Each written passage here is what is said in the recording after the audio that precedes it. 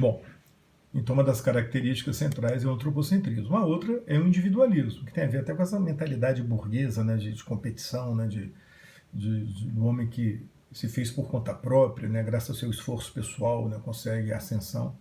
Então, a valorização da autonomia individual, o desejo de liberdade e da satisfação pessoal, o que significa buscar o reconhecimento de suas realizações e a demonstração do seu talento. Posso operar milagres, né, teria falado Leonardo da Vinci, que é considerado a grande encarnação, né, do espírito renascentista, pelo menos nas artes. De fato, os artistas começam a retratar o caráter individual dos seres humanos e a sua diversidade de uma forma que não acontecia, né, na Idade Média. Já que todos são iguais diante de Deus, não havia por que destacar as características individuais dos seres humanos. Mas agora em que o homem é visto como sendo o universo, sem desprezar a religião, a divindade, de toda forma esse caráter individual passa a ser destacado. Associado a isso, o hedonismo e o naturalismo. O hedonismo é a busca do prazer e o culto da beleza. Quer dizer, o entusiasmo com as possibilidades de vida neste mundo, uma crescente preocupação com a vida terrena. E o naturalismo tem a ver um pouquinho também com aquela questão do individualismo, mas nesse caso é uma admiração pela natureza e a preocupação em retratá-la fielmente por meio da observação da realidade. Da mesma forma que é uma preocupação em retratar a individualidade, há uma preocupação também em retratar a própria natureza. Um elemento muito lembrado aí nas provas sobre o Renascimento é o mecenato. O mecenas foi um amigo do imperador Augusto, aquele primeiro imperador de Roma antiga, era um sujeito riquíssimo, e que na época, isso era século I, né, depois de Cristo, na época, finalzinho do século I a.C., início do século I depois de Cristo, na época ele patrocinava as artes. Aí essa prática foi retomada agora no Renascimento. Então, os patrocinadores das artes, os ricos que patrocinavam as artes, foram apelidados de mecenas. E a prática é mecenato. Que ricos eram esses? Burgueses, governantes, papas, que competiam nas artes em busca de prestígio e fama. Quer dizer, você patrocinar um artista significava também você se destacar, né? Você projetar o seu nome, projetar a sua fama. A família Médici, que governou Florença no século XV e XVI, uma família de burgueses, foi uma das famílias mais famosas que praticaram o mecenato. O Papa Júlio II, né, que contratou Michelangelo também, o rei Francisco I da França, um outro, né, mecenas famoso. Os homens do Renascimento, os intelectuais do Renascimento, é que criaram a ideia de modernidade. Não é a modernidade como a gente concebe hoje. Como eu falei, a modernidade de hoje está associada à sociedade industrial, que é a nova sociedade de fato, né? Já que a sociedade na Idade Moderna, em grande medida, ainda era agrária, era pré-industrial. Porém, para os intelectuais do Renascimento, eles vão destacar novidades da época deles, que vai levá-los a acreditar que eles viviam numa nova época, muito diferente do período anterior. Então, eles começaram a acreditar que viviam numa época moderna, num tempo novo, que moderno significa isso, numa época nova. De fato, dois intelectuais renascentistas vão se destacar na concepção de idade moderna, falando numa idade antiga, numa idade média e numa idade moderna. O primeiro deles foi o Leonardo Bruni, que escreveu um livro sobre a história de Florença, na verdade a história do povo florentino, que foi lançado em meados do século XV, e mais importante ainda o Flávio Biondo, um outro intelectual italiano, que escreveu um livro intitulado História desde a Queda do Império Romano, também chamado de Décadas, em termos de essa obra no ano em que ocorreu a queda de Constantinopla, né, o fim do Império Bizantino. Aí os dois difundiram essa ideia de uma idade antiga, uma idade média e uma idade moderna. Agora, foi só no início do Iluminismo, com a obra de um alemão chamado Christoph Cellarius, um livro chamado História Universal, que ele lançou bem no iníciozinho do século XVIII, que aí se consolidou de vez essa ideia de idade antiga, idade média e idade moderna. Mas o conceito de idade moderna ele é criado na época do Renascimento. E a visão de idade média já nasce com uma visão muito negativa nesse período. Okay? Então, essa é uma outra característica do Renascimento, essa consciência, essa ideia de ter uma consciência de se viver um período novo no período moderno. Entretanto, pessoal, o Renascimento, melhor dizendo, ele não rompe totalmente com a Idade Média. Não foi uma revolução, né? Foi uma transformação, digamos, mais acelerada, centrada nas cidades, mas que não rompe né, com o passado medieval totalmente. Não houve ruptura total e súbita com a cultura medieval. De fato, diversos elementos culturais da Idade Média foram preservados. Por exemplo, temas religiosos nas artes. Basta a gente lembrar as obras mais famosas do Michelangelo, né, até do Leonardo da Vinci, tirando a Mona Lisa, a Última Ceia, e obras de outros artistas, embora alguns tenham se destacado em pinturas com temas pagãos, né, da mitologia grega e romana, de uma forma geral, os temas religiosos vão predominar nessas artes. Então, isso é muito importante. A cultura renascentista não era anticristã, quer dizer, o Renascimento não era anticristão. Ele não contestava a Bíblia. Se a gente procurar aqui, sempre vai ter um caso ou outro, mas em exceção à regra geral, ok? Os homens do Renascimento, ao contrário, vão valorizar o estudo da Bíblia, o estudo direto da Bíblia, e uma forma mais pura do cristianismo. Vai surgir uma crítica em relação, no final vai surgir uma crítica em relação a alguns aspectos da Igreja Católica, mas não do cristianismo em si.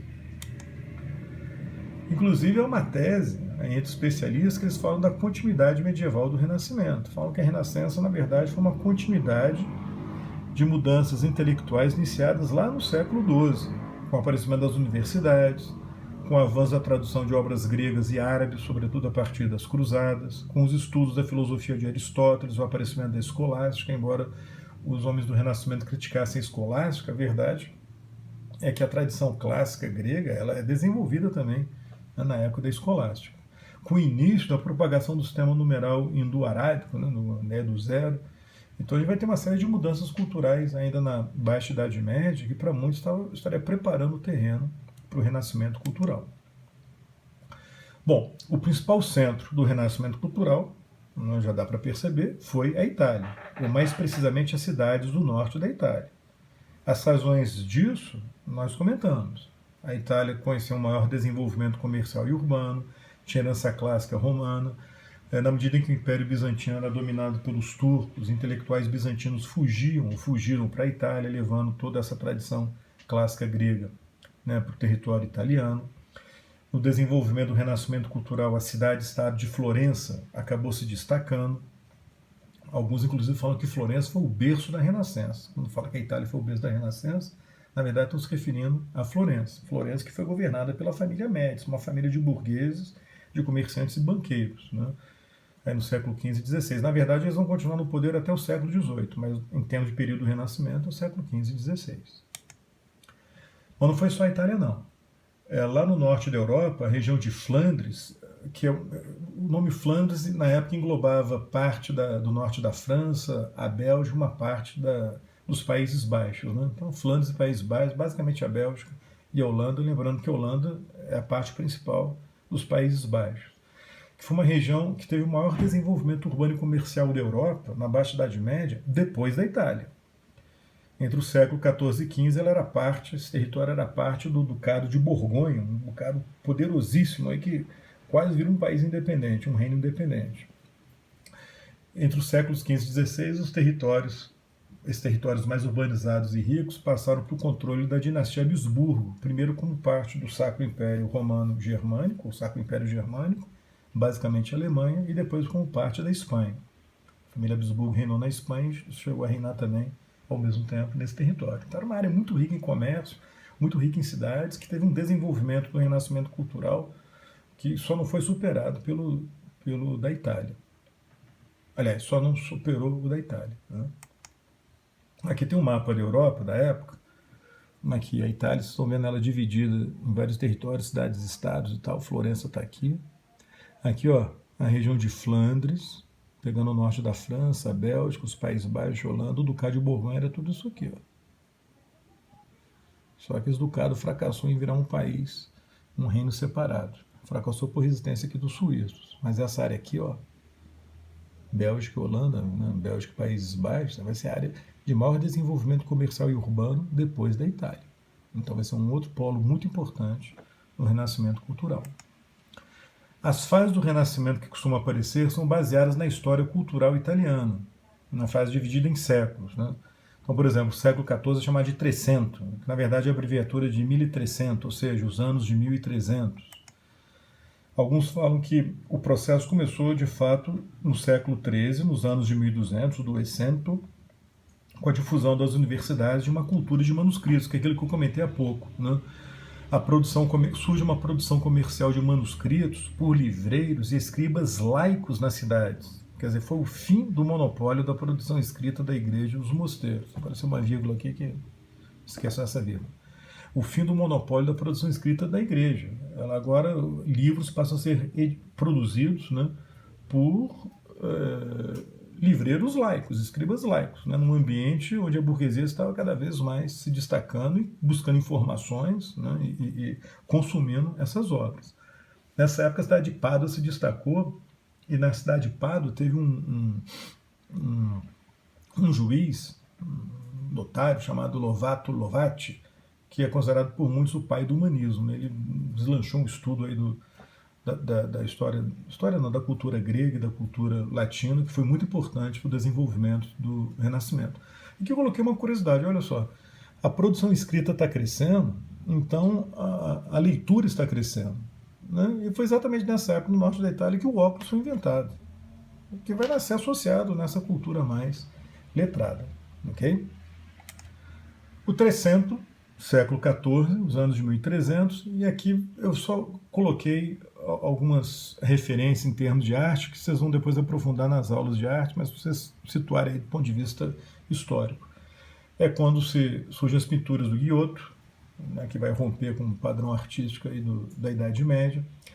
Em Florença, teve um diplomata bizantino que acabou se fixando lá durante um certo tempo como professor de grego, o Manuel Crisoloras, que foi muito importante para difundir a cultura grega em Florença. Nasce uma literatura em vernacular, né, que é o idioma regional, nacional e não mais em latim, no caso utilizando o dialeto toscano, que é a base do italiano moderno, falado na região da Toscana, que é exatamente a região onde está localizado Florença, Siena, Pisa, Lucca. Então, olha só, isso é a Idade Média ainda. Vamos lá, 3 grandes obras que surgiram nessa época.